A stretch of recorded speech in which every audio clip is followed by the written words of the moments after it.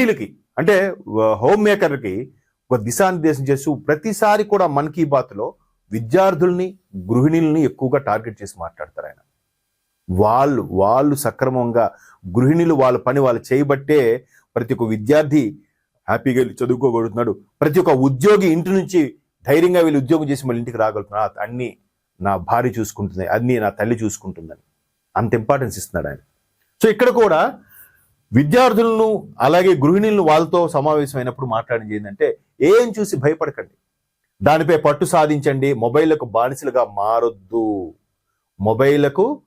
బానిసలుగా మారొద్దు, పరీక్షా పే చర్చలు విద్యార్థులకు ప్రధాని మోదీ సూచన. అదే చెప్పాను. భావి భారత పౌరులు వీళ్ళందరూ కూడా వాళ్ళందరితో ముచ్చటించి, అంటే ఒకవైపు ఎన్ని సమస్యలున్నా సగటు పౌరుడు ముఖ్యం. ఇవాళ విద్యార్థులే రేపటి పౌరులు.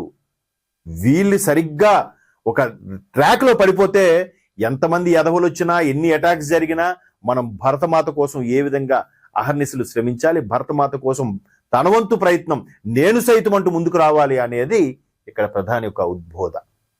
ఇక్కడ చూడండి, దాన్ని చూసి భయపడాల్సిన అవసరం లేదు. ఆ సాంకేతికత నైపుణ్యం పెంచుకోవాలని విద్యార్థులకు ప్రధానమంత్రి నరేంద్ర మోదీ సూచించారు. పరీక్షా పే చర్చ రెండో